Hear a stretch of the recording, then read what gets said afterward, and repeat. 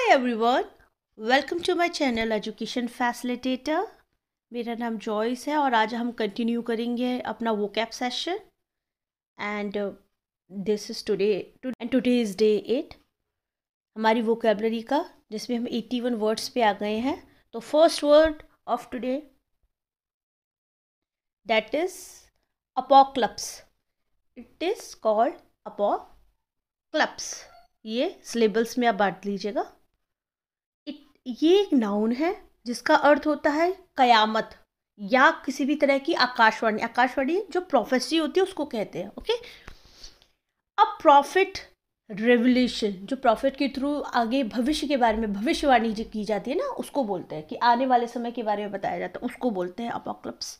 The total destruction of the world, पूरे world का ख़त्म हो जाना भी अपोक्लिप्स में कंसीडर होगा. Specially one concerning the end of the world, जो इसको बताया जाता है कि आने वाले समय की ख़त्म होने की चिंता करने को का यहाँ पे कंसीडर किया गया.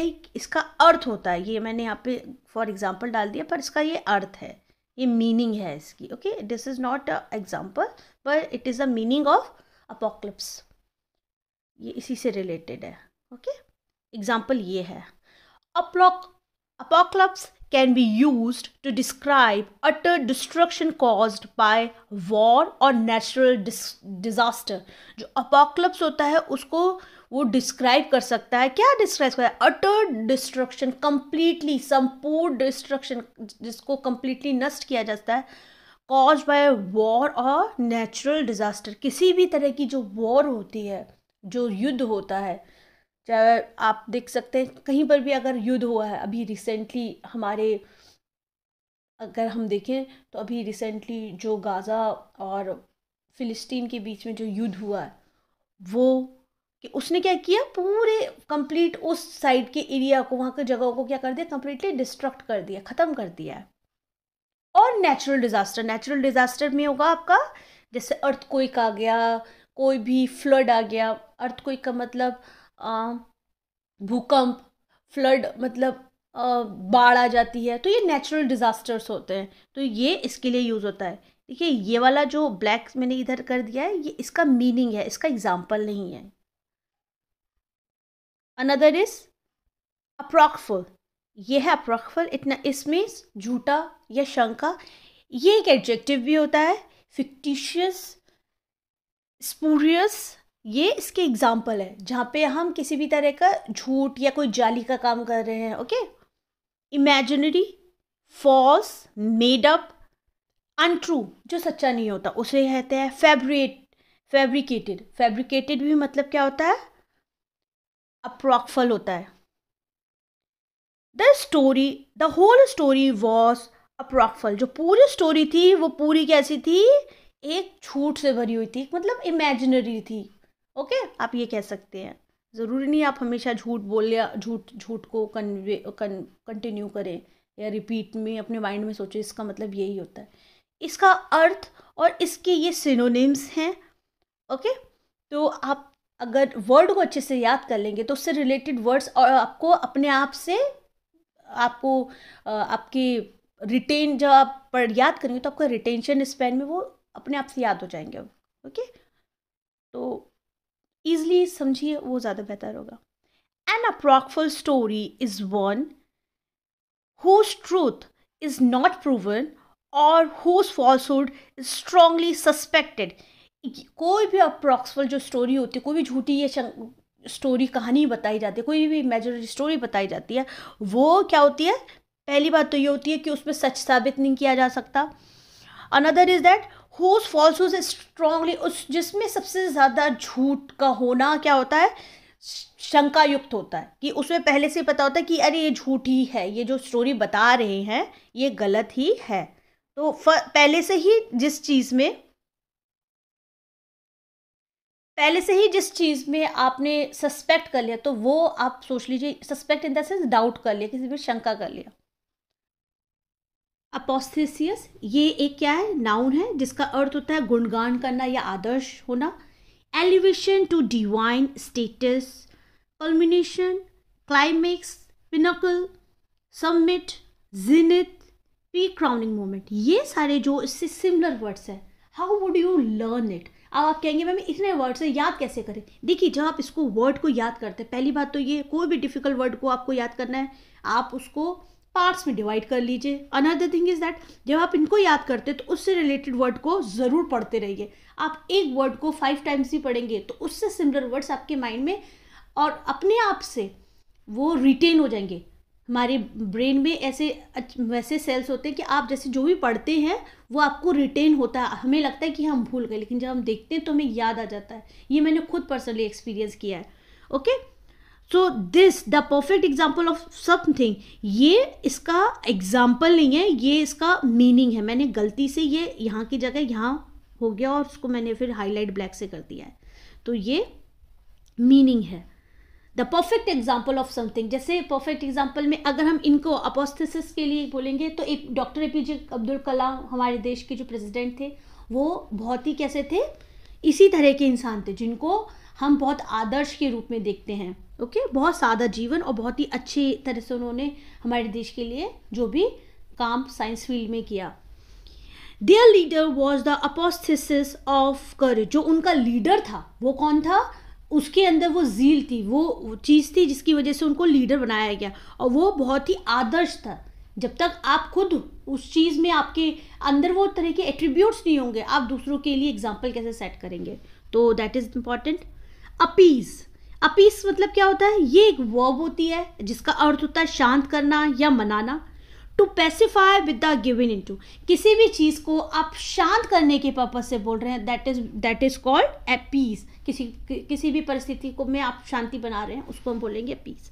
पैसिफाई, मेक पीस, कंसीलिएट और प्लेकेट, ये सब इसी के ही एग्जाम्पल हैं. ये एक वर्ब है. जैसे हम वर्ब को कैसे यूज करेंगे, यहाँ पे देखिए लैरी अपीस्ड, यहाँ पे लैरी ने क्या किया, वर्ब की सेकंड फॉर्म आ गई तो ये पास्ट टेंस बन गया. लैरी ने अपनी माँ को क्या किया, शांत किया. मम्मी गुस्से में होंगी, एंग्री मदर लिखा है. They had no public opinion to appease, और उनका कोई भी पब्लिक ओपिनियन क्या नहीं था. They had no public opinion to appease, उनके पास कोई भी पब्लिक ओपिनियन नहीं था शांत करने के लिए. ओके, अप्रिशिएट, अप्रिशिएट क्या होता है? ये एक वर्ब है जिसका अर्थ होता है सराहना या गुण जानना. तो फर्स्ट ऑफ ऑल आप लोगों को बताऊं कि अभी मेरा कंप्लीटली पूरा 1 मंथ अगर देखें अपलोडिंग वीडियोस के बेसिस पे भी नहीं हुआ. And I have seen that we have 50 subscriber. तो अगर बोले तो नंबर ऑफ सब्सक्राइबर बहुत कम है, क्योंकि मेरे को जो भी सब्सक्राइबर, अगर कोई भी जन सब्सक्राइब कर रहा है तो वो वैसे बहुत ऑथेंटिक सब्सक्राइबर हैं, क्योंकि जो देख रहे हैं वो लोग सब्सक्राइब कर रहे हैं. And I was so happy, क्योंकि उन लोगों ने मुझे अप्रिसिएशन में उन्होंने मुझे एक मेल भेजा. And I am really glad today. That's why I am just sharing with you that appreciate किस तरह से किया जाता है, जहाँ पे टू इंक्रीज इन वैल्यू, जहाँ पे आपकी जो आप काम कर रहे हैं, जैसे मैं जो काम कर रही हूँ डेली बेसिस पे आपको कुछ कंटेंट वो कैप सेशन ले रही हूँ, तो वो प्रोवाइड किया जा रहा है जिसमें वैल्यू जो बहुत ही वैल्यूएबल है. वैल्यूएबल सिर्फ उन्हीं को लिए, उन लोगों के लिए होगा जो पढ़ते हैं, जिनको ज़रूरत है, जिनको अपना वोकेबलरी अच्छी करनी है. हर जन के लिए नहीं है अप्रिशिएट. आप कहेंगे कि लोगों के बहुत जल्दी जल्दी चीज़ें, अगर किसी चीज़ में जल्दी हो रही है उसका मतलब ये नहीं, उसका मतलब ये कि नीड कितनी है, किसी को सीखना कैसे है. Respect, prize, cherish, treasure, admire. एक एग्जाम्पल दिया मैंने अभी रिसेंटली, एक जगह लिखा था statement, the Bible is a treasure of wisdom. जो बाइबल है वो विजडम का, बुद्धि का जो खजाना होती है. आप बाइबल जितनी पढ़ते हैं आप उतने वाइस होते हैं, बुद्धिमान. इंटेलिजेंट तो मोस्ट ऑफ द टाइम हम लोग इंटेलेक्चुअली होते हैं, सीखते हैं तो हम इंटेलिजेंट है, उसमें मैं ग्रेड नहीं बताऊंगी. बट वाइस कैसे होते हैं, बुद्धिमान समझदार कैसे होते हैं, बाइबल पढ़ने से. और ऐसा नहीं, बाइबल पढ़ने से आप लोग जो भी धर्म की पुस्तक को पढ़ते हैं, जो भी चीज़ में आपके स्पिरिचुअल बिलीव है, उस बेसिस पे भी आप उससे क्या होंगे, बहुत समझदार होंगे. I appreciate your help very much. मैं आपकी मदद की, या जो भी लोग मुझे सब्सक्राइब कर रहे हैं या जो भी मुझे वीडियो को लाइक कर कल के वीडियो में मैं खुद आई हूँ, और आप कल के वाला जो हैप्पी न्यू ईयर वाला वीडियो है ज़रूर देखिएगा। And first of all here again I would like to say a very happy new year to all of you. और उसमें मैंने आकर के सबको थैंक्स गिविंग दी है, जो जो लोग मुझसे कनेक्ट हो रहे हैं, एंड जिसकी वजह से धीरे धीरे सही पर हमारी जो एजुकेशन फैसिलिटेटर का जो चैनल है, और जो हम कहें कि एक फैमिली की तरह से आगे बढ़ रहा है। So thank you for your support. Her family doesn't appreciate हर, चाहे वो कुछ भी कर ले। कुछ जगह ऐसा होता है, किसी की फीलिंग्स हैं, अगर हम कहें किसी की फीलिंग या कोई जन फील कर रहा है कि उसको अप्रिशिएट नहीं किया जा रहा उसके फैमिली में, तो वहाँ पे भी आप अप्रिशिएट का यूज़ कर सकते हैं। देखिए आप किस तरह से यूज़ करें। यहाँ पे हमने किस तरह से यूज़ किया, हमने यहाँ पे वर्ब की तरह यूज़ किया, क्योंकि अप्रिशिएट वर्ड अपने आप में वर्ब है। अप्रीहेंसिव, अप्रीहेंसिव क्या है? अप्रीहेंसिव एक एडजेक्टिव है। एडजेक्टिव पूरा वीडियो आपको प्लेलिस्ट में मिल जाएगा। बहुत बेसिक है, मैं नहीं कहूँगी मैंने बहुत वैसा बताया है, लेकिन बहुत अच्छे से, जो कि आपके एग्ज़ाम में भी आपकी हेल्प करेगा, क्योंकि वो एक वीडियो नहीं है, 2-3 वीडियोज़ हैं। तो एक फंक्शनल इंग्लिश में वो आपकी मदद करेगा, आपके एग्ज़ाम अटैम्प्ट में आपकी मदद करेगा। तो आप जाइए और देखिए वीडियो को ज़रूर। इसका अर्थ होता है भयभीत, ये शंकित होना, किसी भी चीज़ के लिए वरीड होना, एंशियस होना, एंग्जाइटी होना, अनईजी होना, या अलार्म्ड, नर्वस, कंसर्न्ड, एजिटेटेड, ये इसके सब सिमिलर मीनिंग है। आप फिर से मैं आपको बता दूं, आप याद कैसे करेंगे? आप कहेंगे मैम ये ज़्यादा है। देखिए ये ज़्यादा नहीं होते। आप एक वर्ड को और उसके सिमिलर वर्ड्स को उसके साथ लिख लीजिए रफ। आप अपनी पूरी वोकैब की नोटबुक बनाइए, अगर आप इस तरह से सीखना चाहते हैं। अदरवाइज जो जन बुक से सीखना चाहते हो वो बुक से ही पढ़ते हैं। और आप यकीन मानिए, अगर आप ये वीडियो की मदद से बुक से पढ़ते हैं तो आपको आसानी से रिटेन होंगे, आपके दिमाग में वो चीज़ें धारण हो जाएंगी। रिटेन इन द सेंस धारण हो जाएंगी। तो आप उससे कीजिए, आपको उससे मदद मिलेगी। He felt apprehensive about going home. उसने कैसे फील किया? बहुत ही भयभीत फील किया। उसको अच्छा नहीं लगा कि उसको क्या करना है, घर जाना है। The long delayed had made me quite अप्रहेंसिव। और जो बहुत लंबा जो डिले हो गया उसने मुझे कैसा बना दिया? क्वाइट अप्रहेंसिव, बहुत ही शंकित या भयभीत बना दिया।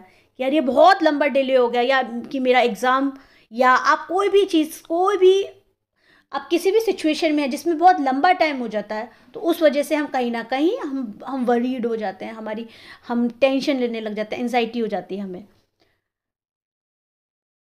अप्रोब्रेशन, अप्रोबेशन क्या है? ये एक नाउन है जिसका अर्थ क्या होता है? प्रशंसा करना, प्रशंसा करना या समर्थन करना। समर्थन मतलब सपोर्ट करना। अप्रूवल, जहाँ आपको लोगों का अप्रूवल मिले, प्रेज मिले, अप्रूवल, एक्सेप्टेंस मिले, जो भी आप काम कर रहे हैं। Endorsement, encouragement, support, recognition, appreciation, ये सभी इसी के ही सिमिलर वर्ड्स हैं। और ये सारे जो वर्ड्स हैं ये खुद भी अपने आप में नाउन जैसे यूज होंगे। Okay. The king receive the official approbation of the church. जो किंग था उसको समर्थन मिला। किसका समर्थन मिला? लोगों का समर्थन मिला। अगर आप किंग की बात करें, राजाओं की बात करें, तो आप ये मत सोचिए कि पुराने समय में राजा ऐसे थे, नहीं। आज के टाइम में भी अगर आप इंग्लैंड को जाकर के देखें, वहाँ पे जो गवर्नमेंट है वो आज भी किंग, फिर उसके बाद क्वीन, किंग, क्वीन और प्रिंस, उस तरह से चलती है। ओके। तो वहाँ पे जो चर्च का ऑफिशियली सपोर्ट किसको मिला? किंग को मिला। तो देखिए यहाँ पे ये किस तरह से यूज़ हुआ है, यहाँ पे एज अ नाउन हुआ है। आप पहचानेंगे कैसे मैम एज अ नाउन हुआ है? देखिए मैंने जब आपको आर्टिकल्स बताया था तो मैंने आपको बताया था जो आर्टिकल्स होते हैं वो नाउन के लिए यूज़ होते हैं। जैसे यहाँ पे द का यूज़ अप्रोबेशन के लिए यूज़ हुआ है। अब देखिए यहाँ पे यूज़ भी अप्रोबेशन के लिए द का यूज़ हुआ है। द न्यू पॉलिसी, जो नई पॉलिसी, सपोज आप ये सोचिए कि अभी इलेक्शन से पहले कोई भी गवर्नमेंट न्यू पॉलिसी दे दे तो लोग बहुत जल्दी इंप्रेस हो जाएंगे। और ये क्योंकि ये तरीके होते हैं वोट्स के, जल्द से जल्द हमें वोट मिले। और ऐसा नहीं है कि वोट्स इस तरह से अर्न किए जाने चाहिए। आप काम करिए, by the grace of God थोड़ा टाइम लगेगा, बट आपका काम अच्छा तरह से प्रेजेंट होगा। तो अगर काम अपने सालों साल अच्छा किया है तो लोग आपको उसी बेसिस पे वोट भी करेंगे। सो यहाँ पे जो new policy I, the new policy earn, और उन्होंने जो न्यू पॉलिसी आई लोगों ने उसका बहुत क्या किया? समर्थन किया। Okay. Appropriate, what is the mean of appropriate? That is a noun जिसका मतलब होता है हड़पना या अपनाना। ये एक, यहाँ पे ये जो वर्ड अप्रोप्रिएट ये एक नाम की तरह से यूज हो रहा है। ओके अगर ये वर्ब की एक वर्ड अलग अलग तरीके से सेंटेंस में यूज़ होता है, ये ध्यान रखिएगा। ऐसा नहीं है अप्रोप्रिएट का अगर दूसरा वर्ड अगर हम कोई भी अप्रोप्रिएट से रिलेटेड देखें तो हम क्या है कि ये हम उस जगह यूज़ कर लें।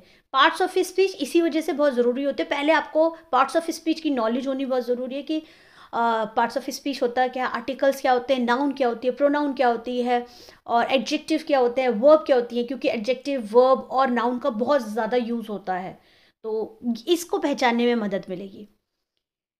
To take out permission, to take without permission, किसी चीज़ को विदाउट परमिशन निकाल लेना, उसको भी बोलेंगे take over, assume, secure, secure, acquire, ये अप्रोप्रिएट के ही एग्जाम्पल है। अप्रोप्रिएट का मतलब अगर एक तरह से देखा जाए तो उचित भी बोलते हैं कि अप्रोप्रिएट मैनर में काम करो, सही तरीके से काम करो। Okay, jeans are not appropriate for a formal party. जो जीन्स होती है वो क्या नहीं होती है, सही तरह की नहीं होती है, उसको हम नहीं अपना सकते हैं। क्यों नहीं अपना सकते? फॉर्मल पार्टी, अगर कोई पता नहीं कि फॉर्मल पार्टी है उसमें आप जीन्स पहन के चले जाओ, सपोज कोई शादी है, ऐसा नहीं है कि आप नहीं पहन सकते, पर फॉर्मली उसको कंसीडर नहीं किया जाता। A dirty face is not appropriate for the school photograph। जो गंदा फेस होता है वो क्या नहीं हो सकता, उसको स्कूल फोटोग्राफ के लिए वो सही नहीं होता है। तो अप्रोप्रिएट का यूज़ यहाँ पे किस तरह से हुआ है, सही तरीके से नहीं हुआ है, जैसे मैंने बताया आपको उचित, उसको भी अप्रोप्रिएट बोलेंगे। Okay, aptitude. तो अब हम आज का जो सेशन है उसको कंप्लीट करने में जा रही हूँ। आप लोगों से बस यही अनुरोध है मेरा, आप मेरा वीडियोस को जब देखते हैं तो फर्स्ट ऑफ ऑल कंप्लीटली देखिए। अनदर थिंग इज़ दैट मेरी वीडियो को लाइक ज़रूर कीजिए, और लाइक करने से मुझे बस मोटिवेशन मिलता है। मैं जो काम कर रही हूँ वो लोगों की समझ में आ रहा। अगर आपको कुछ चीज़ समझ में नहीं आती है या आपको ऐसा लगता है कि मुझे चेंजेस करने चाहिए, kindly do let me know. मैंने कल भी बोला था अपने वीडियो में, जिसमें मैंने जो माय फर्स्ट इंट्रैक्शन वाला जो वीडियो है जो मैंने कल अपलोड किया, आप उसमें जाकर के देखिएगा। मैंने उसमें जो भी पॉइंट्स है बस वो अपने रखे थे, बहुत छोटा वीडियो है। एंड शेयर कीजिए जो स्टूडेंट जो भी पढ़ना चाहते हैं, ज़रूरी नहीं वो स्टूडेंट हो, अगर कोई भी जन वोकैब अपनी अच्छी करना चाहता है, क्योंकि ये वर्ड पार मेड इजी जो डिक्शनरी है उससे लिए जा रहे हैं वर्ड्स, मैं उसी को ही सिर्फ वो कंसीडर कर रही हूँ। और ये बहुत हेल्पफुल है, अगर आप डेली एक सेशन ले रहे हैं 15-20 मिनट का, that is sufficient to learn और to increase your vocabulary. Aptitude क्या होते हैं?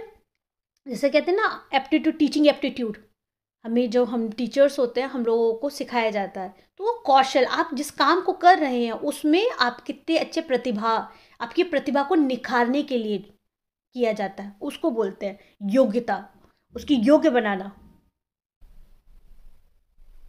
कौशल, कैपेसिटी फॉर लर्निंग, किसी के अंदर क्षमता, सीखने की क्षमता, कुशल होना, और उस चीज़ को, उस कौशल को, कौशल मतलब होता है स्किलफुल, स्किल होना आपके अंदर।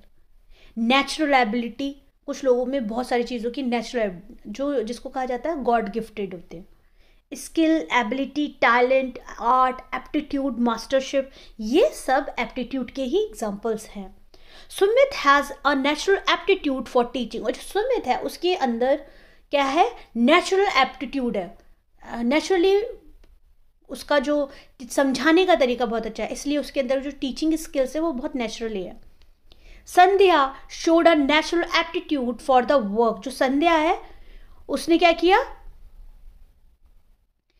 अपने जो उसकी योग्यता थी उसको अपने काम के लिए दिखाया। ओके, काम जो उसको जो भी वो काम करती थी उसकी जो नेचुरल है उसके अंदर एबिलिटी थी, उसके स्किल्स थे, उसको अपने काम के लिए दिखाया। तो यहाँ के लिए हम किसको यूज़ करेंगे, एप्टीट्यूड का यूज़ करेंगे। आर्बिटर, आर्बिटर कौन होते हैं, ये आज का हमारा लास्ट वर्ड है, ये एक नाउन है। पहली बात जैसे मध्यस्थ, पंच का मतलब क्या होता है, जो पूरे गांव के लिए जो 5 लोग होते हैं गांव के, तो उस बेसिस पे ये जो है वो पूरे गांव में जिस भी तरह की समस्या है उसको ये 5 लोग बैठ के अपने मत से उसको क्या करते हैं, जो लोगों की प्रॉब्लम है अपने मत से, मतलब एज अ मीडिएटर होते हैं, क्या बोला जाए। ओके, वन हु डिसाइड्स, जो निर्णय लेता है, जो जज करता है, मॉडरेटर होता है, मीडिएटर होता है, मैं बोल चुकी हूँ, मिडिल मैन, नेगोशिएटर, गोअर, ये सब किसके एग्जाम्पल्स हैं? ये सब आर्बिएटर के ही एग्जाम्पल्स हैं. Andrew was the Andrew was the arbiter of the disagreement. जो एंड्रू था वो क्या था? आर्बिटर था. बीच का जो मीडिएटर था वो कौन था? वो कोई भी तरह का डिसएग्रीमेंट हुआ जिसको लोगों ने एक्सेप्ट नहीं किया, उसके बीच में कौन था? वो एंड्रू था. मध्यस्थ था, जो दो पार्टीज के बीच में समझौता करा रहा था. एग्जैक्टली मैं वर्ड वो याद कर रही थी, जो समझौता कराने वाला, जो बीच का होता है ना, उसको बोलते हैं हिंदी में, मेरे ख्याल से अगर मैं गलत नहीं हूँ तो बिचौलिया को बोलते हैं. हाँ. अ जज इज एन आर्बिटर. जो जज होता है, जो निर्णय लेता है, वो भी आर्बिटर होता है. वो सारे सबूतों के साथ, सारे गवाहों और सारी चीज़ों को ध्यान में रख के, कंसीडर करके फिर वो फैसला सुनाता है. तो he is also an arbiter. Okay, तो आज का सेशन हम यहीं कंप्लीट करते हैं. अब मुझे आप फेसबुक पे और आप इंस्टाग्राम पे भी फॉलो कर सकते हैं. अभी तो एकदम न्यू रिसेंटली बना है, मैंने उसमें भी ऐसा कुछ अपलोड नहीं किया है, पर मैं चाहती हूँ कि आप लोग उसमें भी जाके मुझे ज्वाइन कीजिए. लिंक आपको डिस्क्रिप्शन बॉक्स में ज़रूर मिल जाएंगे. और मेरे चैनल को लाइक, सब्सक्राइब और शेयर कीजिए, जिससे जो भी मैं इंफॉर्मेटिव वीडियोस बना रही हूँ वो सही जगह पे और उनको यूज़ भी हो. ऐसा नहीं है कि सिर्फ मैं बना रही हूँ, आप उससे सीखिए, डेली सीखिए. एक वर्ड सीखिए. अगर आपको 10 वर्ड नहीं याद हो रहे तो आप एक वर्ड सीखिए कि आज मैंने एक वर्ड क्या सीखा. और धीरे धीरे करके आप फील करेंगे कि आपकी वोकैब अच्छी हो रही है, जो कि मेरा पर्सनली एम अभी फ़िलहाल यही है, क्योंकि मैं वोकैबलरी सेशंस ही ले रही हूँ. And thank you for watching.